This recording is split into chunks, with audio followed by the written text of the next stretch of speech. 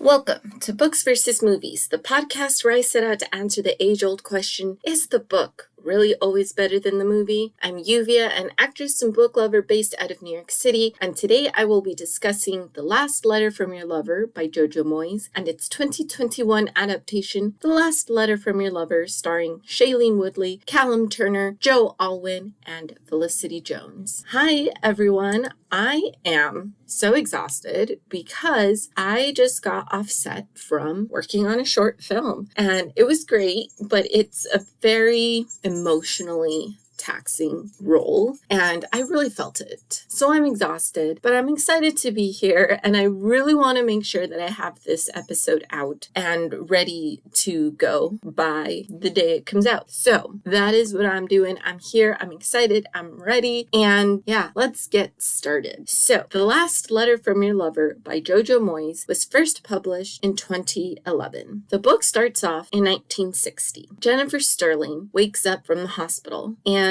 she's not really sure what she's doing there. She can't remember anything. Little by little, she's told small details like she was in a car accident. She doesn't remember anyone, not even her husband. And to be honest, she doesn't really know much about herself. She starts trying to go back to her normal life, but she's having a difficult time about it. That's until she finds a letter. This letter is extremely passionate and is asking her to leave her husband, but she has no idea who sent it other than it's signed by the letter B. We skip forward to 2003, where our protagonist of 2003, journalist Ellie Haworth, discovers a mysterious love letter amongst the newspaper archives. She reads it and she becomes obsessed with finding out who wrote this letter, and she hopes she can write a compelling story that'll save her journalistic career as it's slowly unraveling. She's also drawn by the letters and the way they're written and the passion clearly behind them as she's trying to figure out what's going on in her own love life. As Ellie digs deeper into the romance of these letters, she starts discovering things about herself and her own romance. The 2021 adaptation, The Last Letter from Your Lover, follows two stories, one set in the past, one set in the present. One storyline follows a journalist determined to discover the secret of a forbidden love affair detailed in some letters written in the 1960s. So it sounds like it's a pretty faithful adaptation, but it's actually quite different. There's quite a few differences, and yeah, this is not as faithful as it may seem. So let's get into it. And I do want to say, because this is very different, there will be spoilers on both, but most of the spoilers will be for the book. So if you're interested in reading this book, read it first and then come back and listen to this episode. And I look forward to welcoming you back whenever you're ready to listen to this. But yes, most of the spoilers will be coming for the book. There are spoilers for both, but the main spoilers are coming from the book because there are just some things that I have to bring up that don't happen in the film, but they happen in the book. So the first big thing that's majorly different about the two is that the book is told in chronological order. We start off in the 1960s. We're told the story of Jennifer Stirling, and she starts off waking up in the hospital, and then it jumps, it's chronological in that it takes place all in the 60s. We do jump back and forth between Jennifer waking up in the hospital and getting snatches of what led her into being in this car accident, and then back to her trying to figure out the details of her past. And yes, but it's told in chronological order in the sense that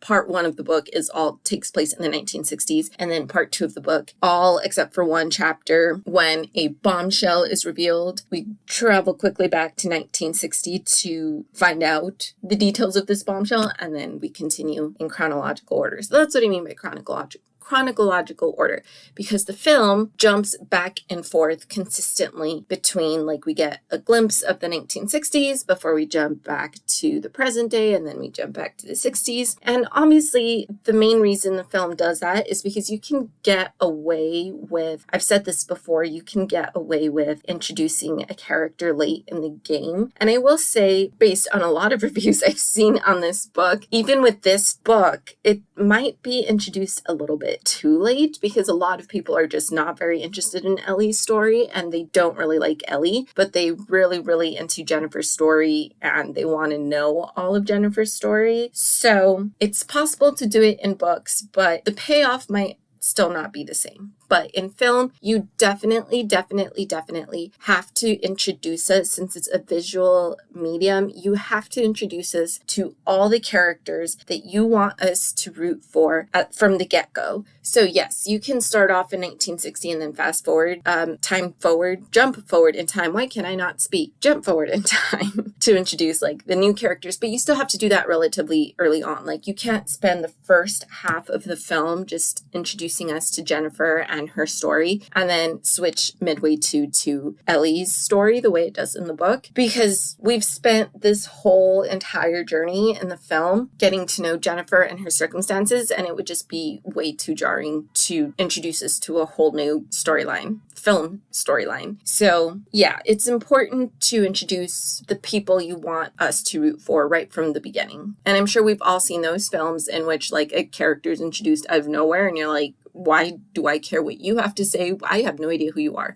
And I'm not talking about like someone who's there for like a one-line gag, like a character who delivers major piece of news. But anyway, so that is why I believe that happens in the film. And I'm pretty sure that's why the film is told that way. But yes, the film is told strictly through time jumps, while the book is relatively in chronological order. So Ellie Haworth, played by Felicity Jones in the film, we find out that she has recently broken up with her boyfriend, and this was like a very major breakup. So now she's scared of intimacy, and she's scared of being in a committed relationship. So we find out that she has one night stands, and even then, like, if whoever she has a one night stand with wakes up the next day in her room, she's very awkward about the whole situation. She's kind of like, oh, you're still here.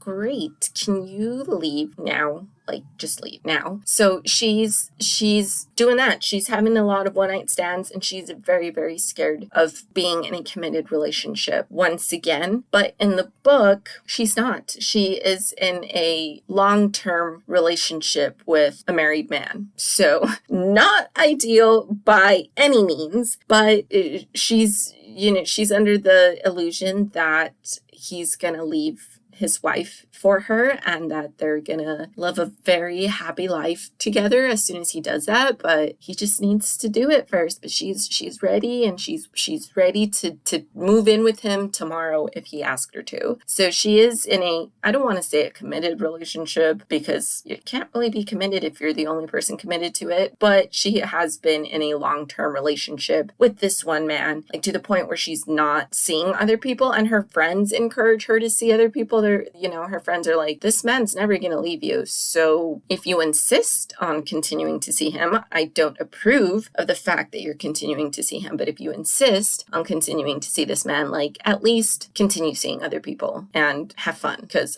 this man is sleeping with you and his wife, and he's getting double the joy. And you're kind of just moping over him when he's not with you. So at least see other people. So yeah. So she's definitely not afraid of commitment in the book. In the film, she is. Jennifer Stirling in the book is from the UK. Jennifer Stirling in the film is from the US. And I'm not sure if they just made that choice because they cast Shailene Woodley, because I feel like I'm sure she might be able to do a British dialect, so they could have made the character from the UK and just, but I don't know, maybe they really liked Shailene and wanted to keep her as being from the US just in honor of Shailene. I don't know. I don't have the reason for that, but yeah, Jennifer Stirling in the book is from the UK, just like all the characters are from the UK, because Jojo Moyes is a British writer. So all the characters are British, and in the book and in the film, only Jennifer Stirling, played by Shailene Woodley, is not. She's originally from New York City. So Jennifer Stirling, we end up discovering, is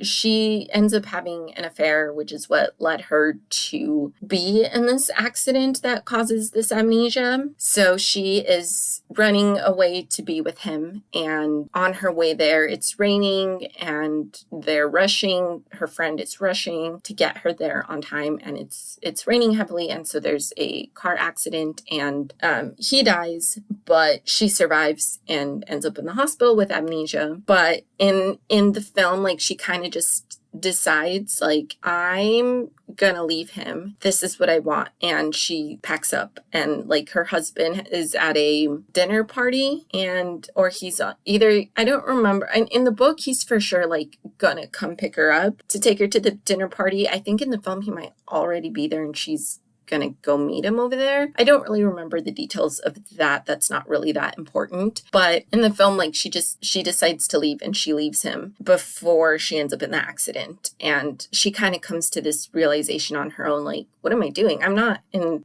love with my husband. I'm in love with this other man, and I want to be with him. So I'm gonna go be with him. And in the book, so Jennifer and her husband are I don't remember the husband's name. Larry? Is it Larry? Lawrence? I don't know. So I'm just going to call him Mr. Stirling, but his name is not important. Like, this man he's important in the book. He's not really important in the film. Like, he's so not important, other than the fact that Jennifer needs to be married, but like, he's really not important in the film. But anyway, in the book, like, he does play a much larger role than he does in the film. But anyway, that's not the point. Jennifer and Mr. Stirling are rich. They are very, very wealthy. And so they have a housekeeper by the name of Mrs. Cardoza. And in the book, Mrs. Cardoza is the one that convinces Jennifer to leave.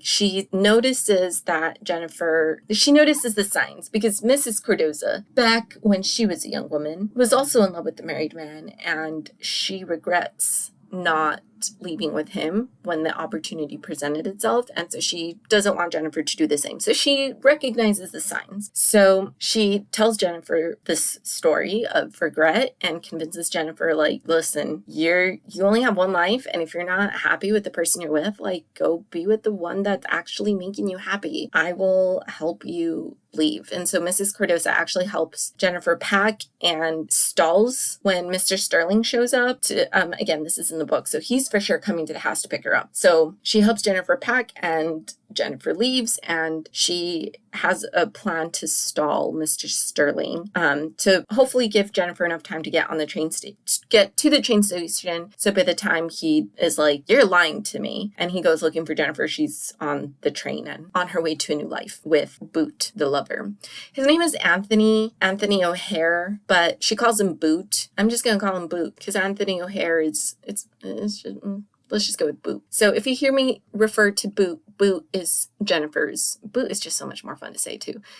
Boot is Jennifer's lover. So, yes. So in the book, Mrs. Cardoza, as I said, helps Jennifer escape. In the film, Jennifer kind of just comes to that realization on her own that she wants to be with Boot, and she heads off to find him. So in the book, as I said, in the film as well, but it's not as, like, the book it takes its time showing us Jennifer recovering her memories and discovering these letters and trying to figure out who this lover is. And as I said, as she wakes up from the hospital, she feels like a stranger in her own life because she doesn't remember really who she is, what she liked, what she was into. She doesn't know her husband. She feels nothing towards her husband, and she kind of just hopes that it's the amnesia that's preventing her from feeling a connection with her husband. And then she discovers the first letter from Boot. She has these hidden all over her house, so she tries looking for all the letters from Boot, and little by little she finds them. And she realizes, like, my husband doesn't love me. Like, Boot is the one that really loves me. Like, look at the way he's talking to me in these letters. And so once she realizes, like, I'm not happy in my marriage, I wasn't happy in my marriage, like, I was looking to leave with this man. She still doesn't know all the details. They're kind of foggy. But, I mean, based on the letters and how they're written, she's like, I was planning on leaving my husband. So she goes looking for him, and she just straight up starts being mean to her husband. Like, Mr. Stirling is, I wouldn't say, does he love her? I mean, I guess he does. I mean, I don't know if he genuinely loves her, but he does have, like, some, you know what? No,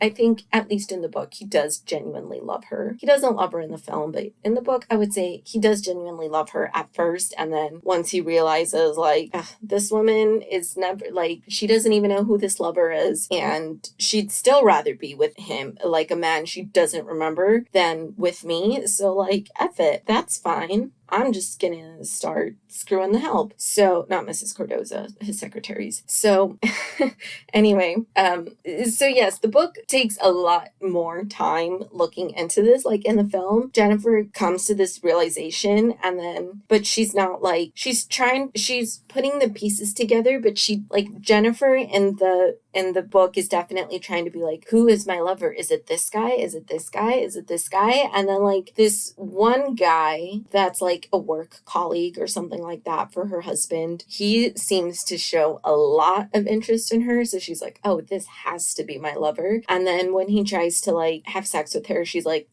actually, no, like, I feel nothing.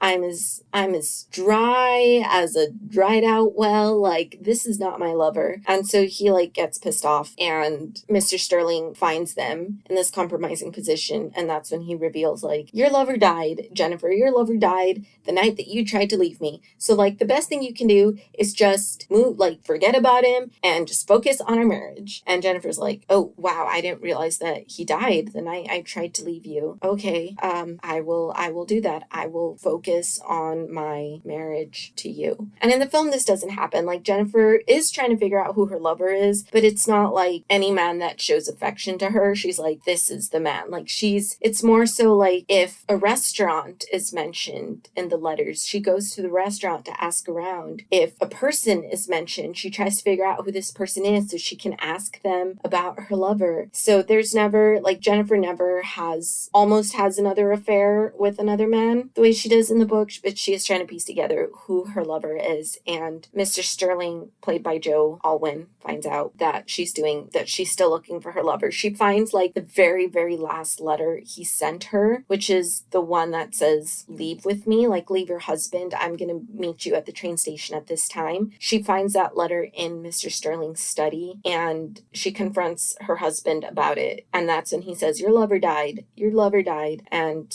that's when she focuses on her marriage. 4 years pass. So Boot this whole time has been in New York. He's a journalist. So he goes to New York to work as a journalist over there for 4 years, and then he comes back. And when he's back, so the person who actually died, to clarify, no, Boot did not die when he was waiting for her at the train station like he said he would be. The person that died was a friend of his. So this friend of his worked at a restaurant that they like to frequent. So it was a restaurant, a bar at the top, and then there's like a speakeasy type thing, except it wasn't a speakeasy because this takes place in the 60s. And as far as I know, prohibition didn't exist in the UK. Prohibition was just a US thing. I could be wrong about that. But as far as I know, prohibition was just a US thing. So there was no need for a speakeasy. But just to give you an idea. So it's like a bar at the top, and then you go down the stairs and you're at like a club. So he worked there. And when she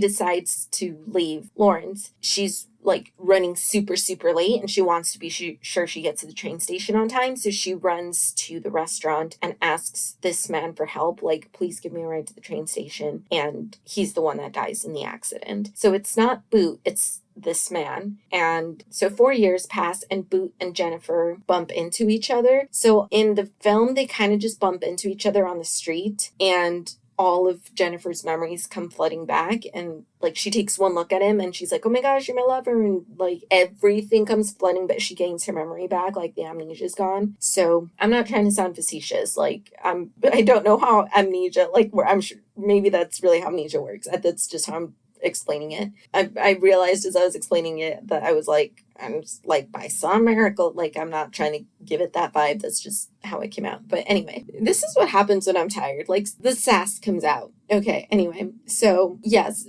she and Boot just like bump into it. I remember this because I love Christmas, and this takes place during the Christmas time, and like there's Christmas trees in the background, and they bump into each other, and the snow's falling, and they see each other, and it all comes flooding back, and it's just the most wonderful time of the year. So, you know, what a time to get your memories back during the most wonderful time of the year. So that's how that happens. In the book, I think Boo is there to cover something again for his newspaper. So they meet initially because he's covering her husband's business. So I think this time he's either invited to the party that they're having or he's there as a journalist. I don't remember that exact detail, but the point is it's not just a random bump on the street. Like they're having a party and he's there, and they run into each other at this party, and Jennifer's like, oh my gosh, that's him, that's definitely my lover, and they reunite at his hotel and in the book and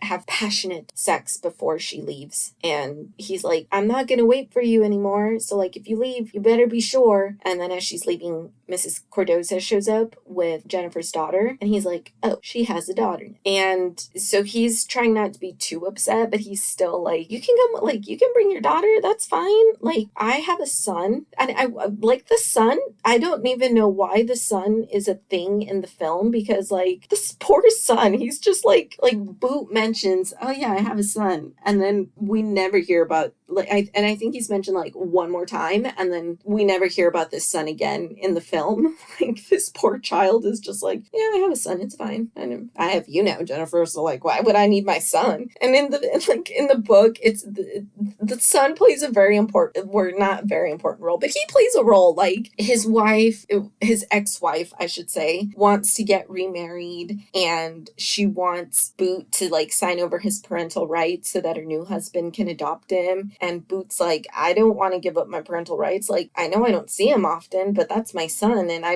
don't see him often, not by choice. It's because you don't really let me see him that often. And she's like, okay, I guess, like, fine, you can keep your parental rights. So, and she ends up dying later of cancer, like a very, very aggressive cancer that comes on very, very suddenly, and then she dies within a few months. So once she dies, like, Boot's son comes to live with his father, and it's this whole thing where Boot has a relationship with his son from that moment on. And in the film, it's like I said, he's mentioned twice, and then we never hear about this poor son again. So I think he's supposed to be like a deadbeat father in the film. So it's like, why would Jennifer trust you to like with her daughter? Like that, I don't know. I mean, although that I have unfortunately heard stories of that where they're like deadbeats to their biological children, but they're like amazing parents to their stepchildren. But whatever, that's not the point of this story. I'm gonna just keep going on tangents, guys. Like this, you're getting really, really, really unfiltered Yuvia today, and I don't know what it is about my being tired, but this is what happens. Anyway, moving on. So yes, like he's trying not to be upset because it's like, well, now it's even more like it was difficult for her to leave because of it being the 60s and societal expectations. Like it was already hard for her to leave when she didn't have a child. Now that she has a child, like it's even harder. So he's trying not to be too upset, but he kind of is, because he really wants to spend his life with this woman.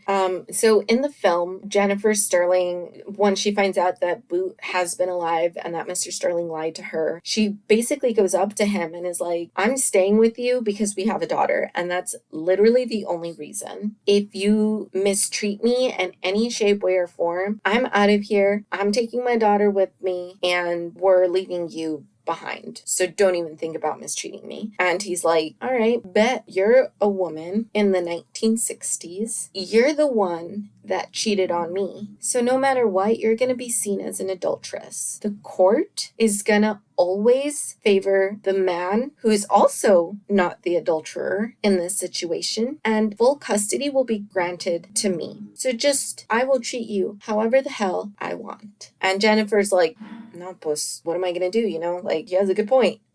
There's nothing I can do. I'm a rich woman in the 1960s, and divorce is very much looked down upon. So I'm just gonna get up and leave and take my daughter with me. And so she takes her daughter, goes straight to Boots' hotel. The person at the hotel is like, he already checked out. And then so she goes to the newspaper office where he works at and is like, can you tell me can you let him know that I'm here? And the newspaper office is like, yo, he's already gone. He's already left to his next assignment. He's out of the country. And she's like, she leaves all her letters at the newspaper office and is like, when you have a chance, please give these to him and let him know that I'm looking for him. He'll know what that means and he'll come looking for me. I mean, she doesn't say that exactly, but it's implied. And so the newspaper office is like, okay, sure. And then they end up just getting lost in the archives somewhere, and they're never given to Boot when he returns. So Boot has no idea that Jennifer tried to leave Lawrence. I'm pretty sure it's Lawrence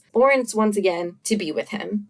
In the book, as I said, I'm pretty sure Mr. Stirling has genuine love and affection towards Jennifer, and then once he realizes it's a lost cause, she doesn't love me, he starts having an affair with his secretary. And this secretary is in love with him. She fantasizes about being with this man in any shape, way that she can be with him. And so the first time, he's just going through the motions of just screwing, and she's like, oh yeah, he loves me. And so the next few times, for him, it's just sex. He has desires, he needs to get them out of his system. She's a willing participant, and so he has sex with her, but there's it is nothing. It means nothing. She is just, I'm not gonna be vulgar, she is just there for him to have sex with. And so a new woman is hired, and this person he actually has a connection to, not only a physical connection, but an emotional connection. So she gets promoted to the secretary position as opposed to just the office worker. She takes the place as the new secretary, and the old secretary, who was just a booty call, is like, well, I can't believe I was just a booty call this whole time. And so she knows all his secrets, and so she just quits. She just walks, after she gets demoted to just plain old office worker, she grabs all this correspondence and she goes right up to Jennifer. Jennifer has no idea who this woman is, but the secretary knows who Jennifer is, obviously, because she's like, that's the woman that's not keeping my man happy, and he's with her when he should be with me, and I'm gonna make him happy. So she gives Jennifer this thing that is exposing. So Jennifer's husband has a lot of mines in Africa, and it has recently come out that asbestos is all over these mines. So a lot of these men that work in the mines are falling sick. Now, this is the 1960s, so at this point in time, asbestos being a bad thing was not common knowledge. Now, it is starting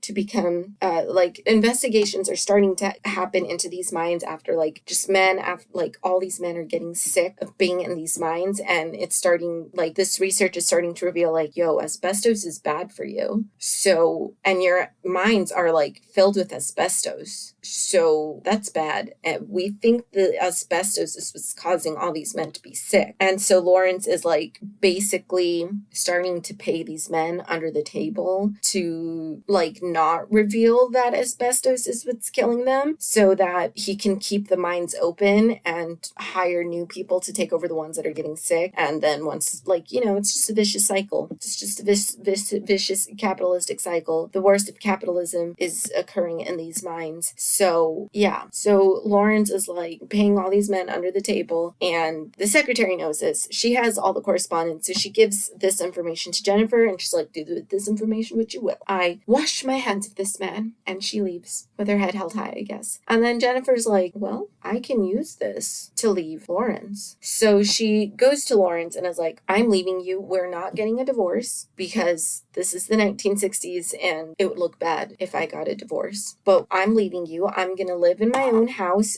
that you're going to pay for and I'm going to live there with our daughter. You're allowed to see her whenever you want. And I'm just going to become a recluse, and we're just going to, like, whenever it's just like people in our circle ask where I am, we're just going to say that, it's the 1960s. We're just going to say that I don't know, have hysteria or something. I don't know if that was a thing. But essentially they're going to like say that she's fallen ill and she can't leave the house. So whatever happened in the 1960s that prevented women from leaving, that was apparently not, that was like, oh, that's bad, but not like shocking. Like, you don't need to check up on this woman. I mean, you probably should have, but you're not going to check up on this woman kind of situation. Whatever the equivalent, whatever like excuse that you could make in the 1960s, or excuses, whatever. So she's like, we're not getting a divorce, but I'm going to live on my own and you're going to pay for it. And you can see our daughter whenever you want, but she's going to live with me, and you're not going to tell anyone why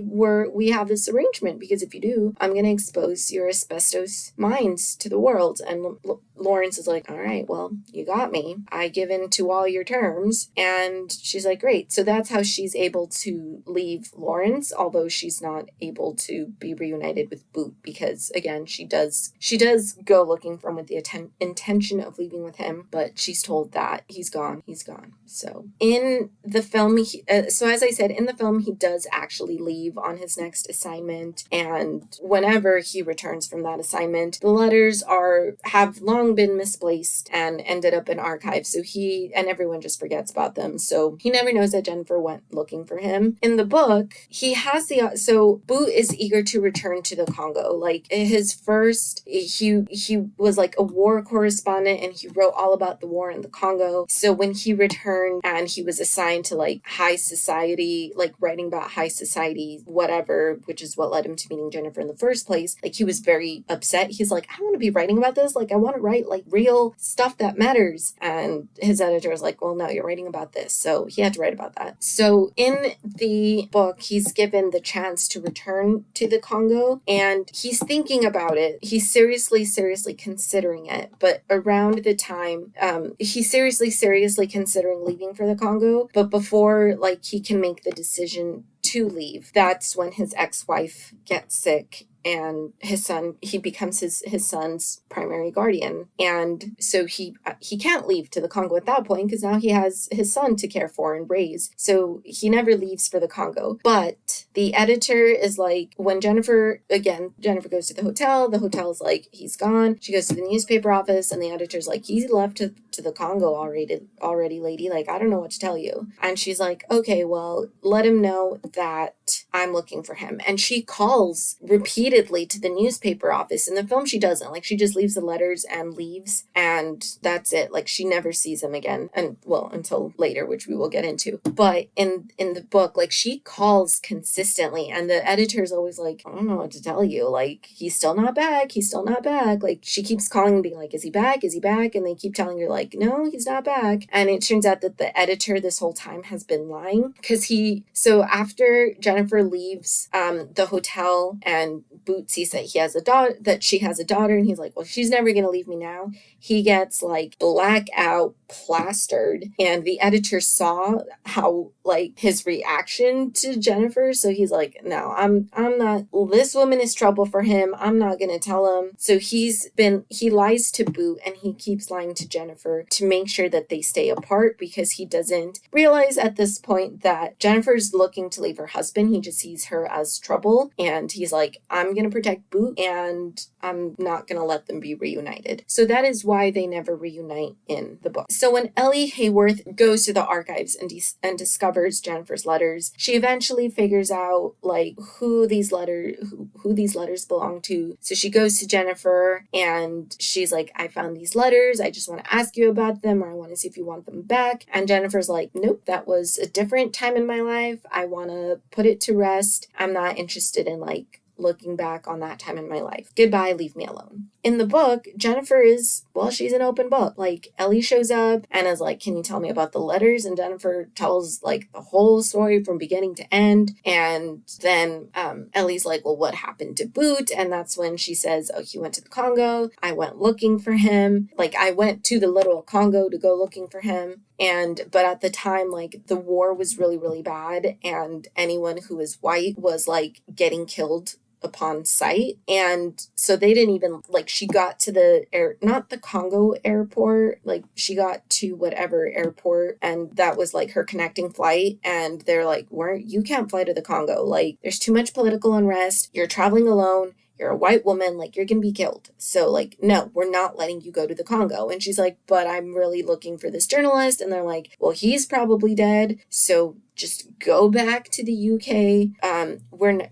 There's no way we can let you in. So she goes back. As I said in the film, she doesn't go looking for him in the Congo or anywhere. And she like just fully relies on the newspaper office giving the letters to Boot. And again, she goes looking for him because at this point, that's what she was told. She has no idea that the editor is lying. Why would she suspect that the editor was lying? So yeah, so she goes to the Congo looking for him, and she's not able to even get into the country. But yeah, like, she's so open. She's like happy to talk to Ellie and reveal the whole story. And in the film, like, she is not having it. She's like, nope.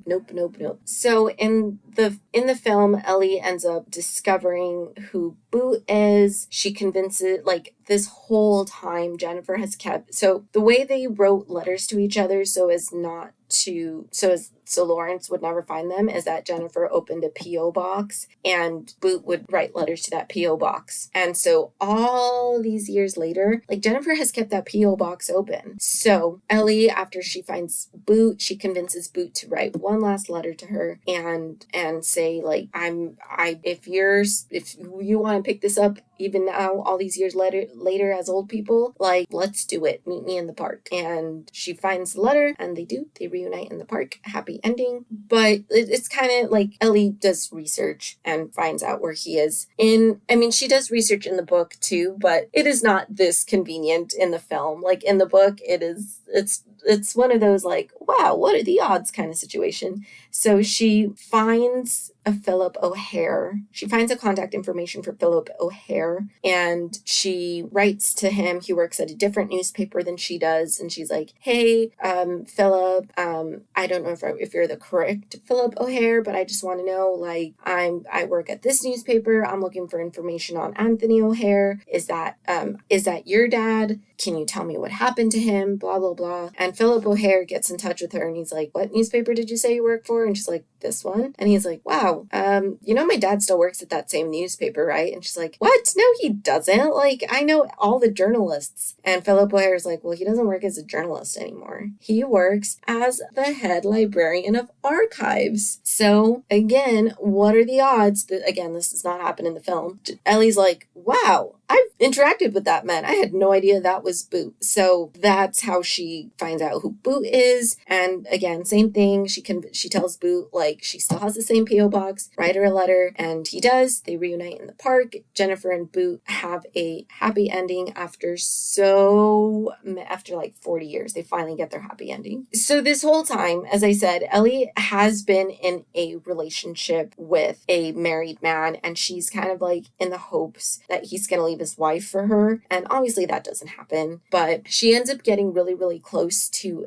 an archivist who works at her newspaper, by the name of Rory. So as she discovers the letters, like, she gets closer to him. They form a friendship. This also happens in the film.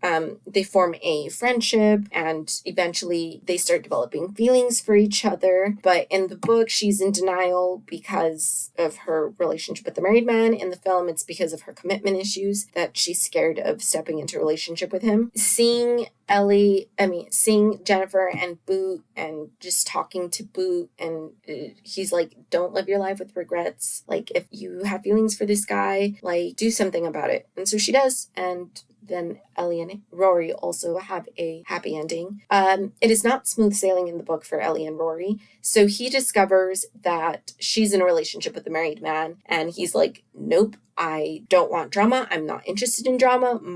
I'm also very, very against cheating because my ex-girlfriend cheated on me, and then she said she was remorseful. I took her back and she ended up cheating on me again. So I have no like sympathy for you being the other woman. Like, no.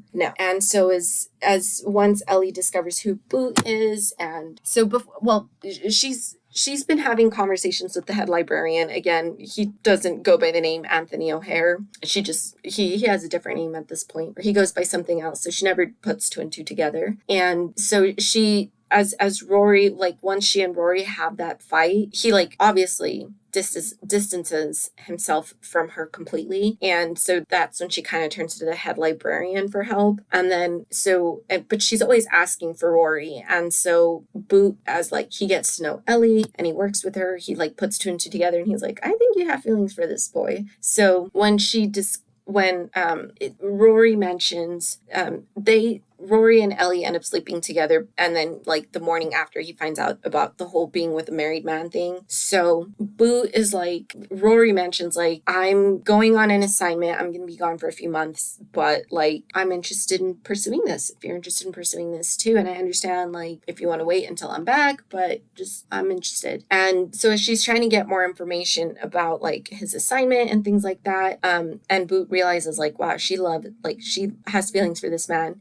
After she tells him about Jennifer and like tells Boot to write to her, Boot says, okay, and this is where you can find Rory. If you really have feelings for him, like don't let this opportunity pass you by. Like take it from someone with experience in this situation. And she's like, okay. So then she goes to Rory, she apologizes, they make up, and that's where the book ends. So yeah, that was the book versus the film. It's really interesting how Jojo Moyes basically tells the same story, but like two sides of the same coin. So like in Jennifer's instance, like she's the one cheating on her husband and Ellie is the other woman. And it's so interesting how I don't condone cheating in any shape, way, or form. I just want to make that very clear. But that being said, like the way she writes Jennifer's story, like you can't help but rooting for her and Boot to be together. And maybe it's because like she's in this loveless marriage and there's an actual connection between her and Boot. Like you're rooting for them. And then you get to Ellie's section and it's like, oh, sweetie, honey pie, no. Like that man's never gonna leave you. You're his go-to, like you're his side chick and that's all you're ever gonna be. Like don't stay in that relationship. Like don't be the other woman. Leave. So it's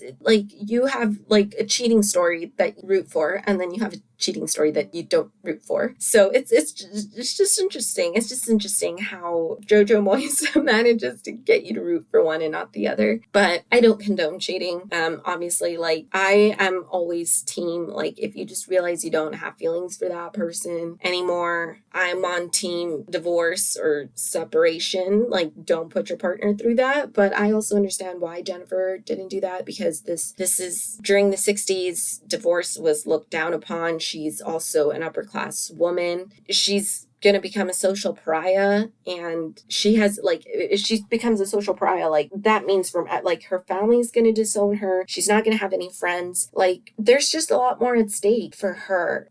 Like the man in the modern, in the present day, the one that's with Ellie, like he can leave his wife at any time. Like it's obviously he's not going to, but it's like, don't cheat on your wife, you asshole. Like just leave her and be with Ellie. I know you're not going to, because you want both. But, so I don't condone cheating, but it's just but I can see Jennifer's point of view, and I still feel bad that I'm kind of like, I kind of want it to work out, but yeah. So that is just one of those like interesting things, but I do want to make it clear. I don't condone cheating. Please don't think I have like weird morals or something, but anyway, yeah. So I just found that really interesting. And I do have to agree. In the film, I was a lot more invested. I think in both the book and the film, I was a lot more invested in Jennifer and Boot's storyline than I was with Ellie, but in the film, like, because you're there with Ellie a lot sooner, and she's also not with like a married man. I think it's a lot easier to like Ellie in the film than you do in the book. So yeah, let's get into it. I want to say that the film is very well acted. Yeah, I've clearly run out of steam, so let's get to the rating. I rated the film 3.5 stars, and I rated the book 4 stars. So that means the book is the winner. Yay! The book is so much better in this instant. And mind you, I still really, really like the film. It's definitely not like one of those things where I read the book and I was like, what is this film? I was just so surprised at how different they were. But I think I still recommend the film. If you're interested in checking it out, I do still recommend it. But I think what definitely makes the book much better than the film is just how much more detail we get in the book than we do in the film. Like, we have moments in which did it get a little too, like I said, what are the odds this is so convenient towards the end of it? Yes it did, but it's still such a great book, and I love how much more details there were. We got a lot more details of Jennifer trying to put her life back together, of Jennifer piecing this information and realizing, like, I don't love my husband, as opposed to, I didn't love you, did I was gonna leave you, wasn't I? It just happens so much more faster in the film, and I really like that the book digs into the details a lot more, and we dig in a lot more into the details of Ellie as well. And I think, yeah, I did like the change that she's more of a commitment phobe in the film. Like, I think that's something